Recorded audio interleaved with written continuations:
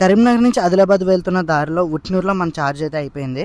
Bolt యాప్లో check చేస్తే ఇక్కడ దగ్గరలోనే ఛార్జ్ పాయింట్ ఉందని చెప్పేసి అక్కడికైతే వచ్చాను. తీరా చూస్తే ఇక్కడైతే పవర్ ఆన్లో లేదు. ఇప్పుడు ఎల్లారా బాబు అనుకునే లోపలనే మనకి షెల్టర్ ఓపెన్ చేసి ఛార్జ్ అయితే ఉంది, పెట్టుకోమని చెప్పేసి అన్నారు.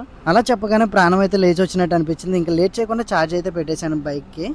మనమైతే రేంజ్ టెస్ట్ అయితే చేసాం కదా, టోటల్ 138 కిలోమీటర్స్ తిరిగింది 100%కి. ఇంకా మన బైక్ ఉన్న బోర్డుని చూసి ఇక్కడ లోకల్ వాళ్ళు అయితే వచ్చి ఎక్కడికి వెళ్తున్నారు ఏంటని చెప్పేసి అడిగారు. కాకినాడ టు లదాఖ్ వెళ్తున్నాం అంటే వాళ్ళైతే షాక్ అయిపోయారు. ఈ షాప్ ఓనర్ కి మనం ఎక్కడికి వెళ్తున్నామో చెప్పగానే మనకైతే ఒక case water bottles and 4 pulpy oranges అయితే ఇచ్చారు.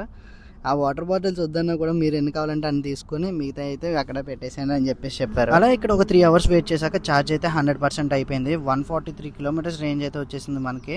ఇంకా ఈ కేస్ వాటర్ బాటిల్స్ లో మనం ఒక 3 వాటర్ బాటిల్స్ అయితే తీసుకుని మిగతా కేస్ బాటిల్స్ అన్ని బ్యాక్ సైడ్ అయితే పెట్టేశాను అక్కడే.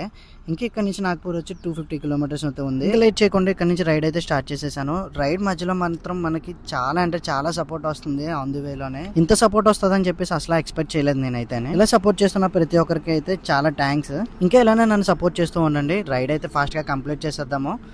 అండ్ ఇంకా మన పేజ్ని ఎవరైనా ఫాలో చేసుకోకపోతే కనుక పేజ్ని ఇప్పుడే ఫాలో చేసేసుకోండి. Stay tune for more updates.